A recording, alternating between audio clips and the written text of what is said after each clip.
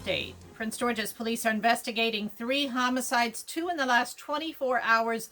Authorities were called to the 5800 block of Folgate Court in Capitol Heights last night. That's where they found the victim, 44-year-old Sean Teal, with fatal gunshot wounds. Meantime, 40-year-old Raimundo Moreno of D.C. was found murdered near 54th Avenue in Riverdale Park early yesterday morning. The third homicide was in Marlow Heights early Sunday morning. 29-year-old Kahiri Sales was found shot to death in a car near St. Barnabas Road and 28th Avenue. Anyone with information about any of these cases is asked to contact police. Maryland's coronavirus numbers continue to surge. The state health department reports more than 1,900 new cases in the last 24 hours. The agency also reports 54 deaths. Now, currently, more than 1,700 residents are hospitalized with COVID-19. The Chesapeake Bay Foundation is out with its annual State of the Bay assessment. Byron Scott has our story. The Chesapeake Bay Foundation's assessment for 2020 is unchanged. It gave the Bay a D+. At today's news conference, CBF President Will Baker said the Bay is still dangerously out of balance, but that there is hope as pollution levels continue to decrease. The report was highly critical of the Trump administration, accusing it of weakening environmental safeguards. The report also accuses the Trump administration of attempting to dismantle the EPA's Chesapeake Bay program. Here is some of what Will Baker had to say about the future. So we turn to President-elect Biden, a reliable partner in Bay restoration efforts in the past. We're optimistic that President-elect Biden will take the protection of water quality and human health seriously.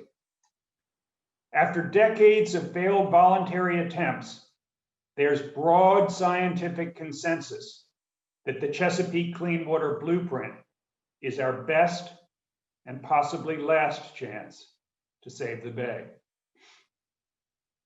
We have the opportunity to make saving the Chesapeake Bay the greatest environmental success story the world has ever seen.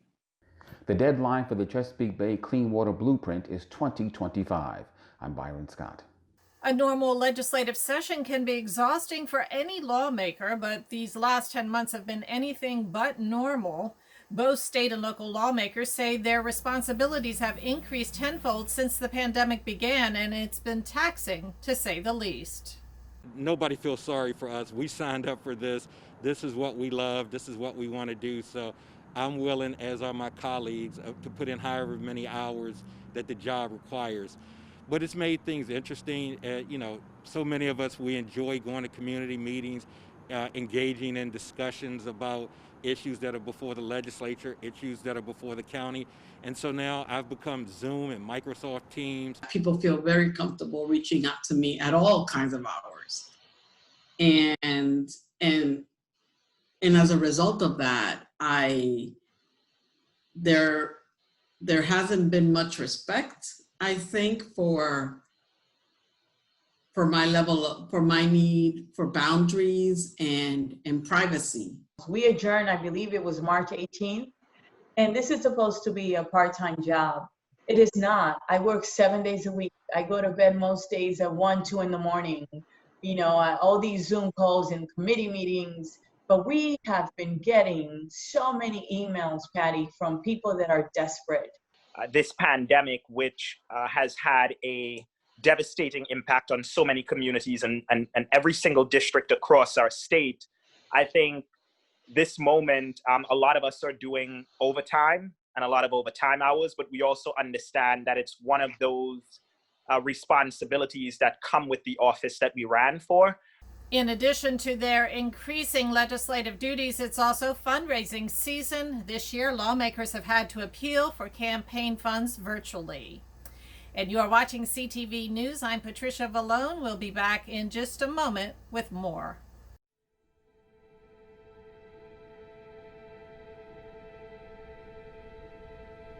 I am what child hunger looks like in America. I am a 9-year-old boy who hopes a friend invites me to a sleepover so I can have dinner. I am a 15-year-old girl who goes for walks during lunch so my friends won't know I don't have anything to eat. I am a 13-year-old boy who gets into fights at school just because I'm hungry. I was created by artificial intelligence from faces of the 1 in 7 American children who struggle with hunger. Kids you pass by every day but never knew they were hungry.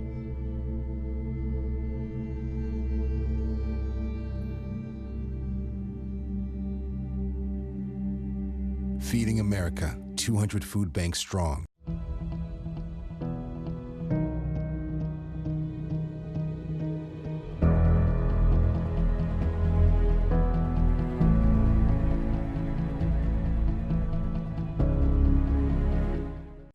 You are loved. You are valued. You are resilient.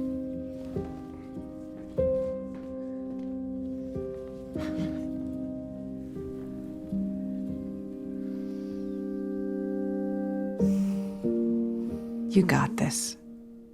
You're there for them.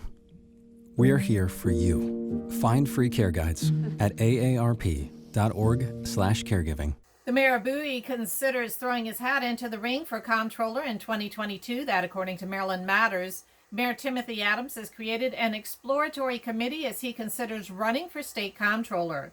That seat is currently held by Peter Franchot, who plans to run for governor in 2022. Adams is the first African American to serve as mayor of Bowie. He was elected back in 2019. Are you thinking about lending a helping hand this year? Prince George's County's court-appointed special advocates, also known as CASA, is seeking volunteers. The organization partners with the juvenile court system to advocate for foster care children to receive permanent homes. CASA says volunteers will make recommendations to a judge on a child's case, including services they need and placement assistance. So the volunteer gets to know the child, they spend time with them. They, in normal circumstances, they would be taking the child out into the community.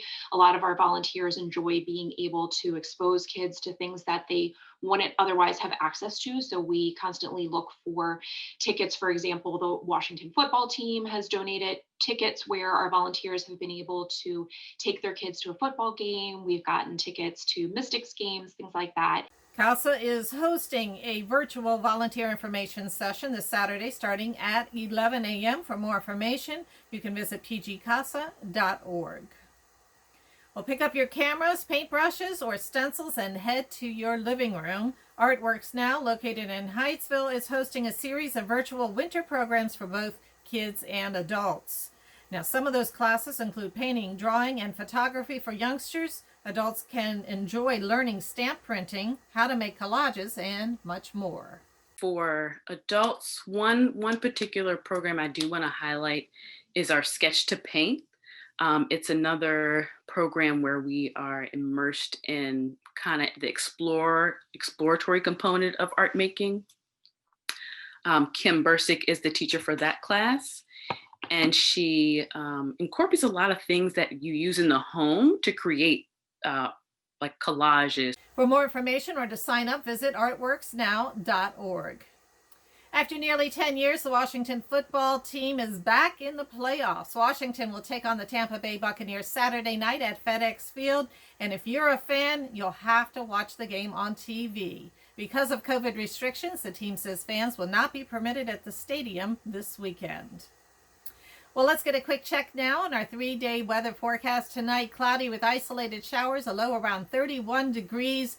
Wednesday, mostly sunny with a high near 45, a low of 29. Thursday, sunny with a high near 45 again and a low of 28. And Friday, partly sunny skies with a high near 41 and a low around 28 degrees. Now for your community calendar, here's a way to wind down your Wednesday. Enjoy live concerts from the living room featuring Strathmore artists and residents every Wednesday evening at 7 p.m.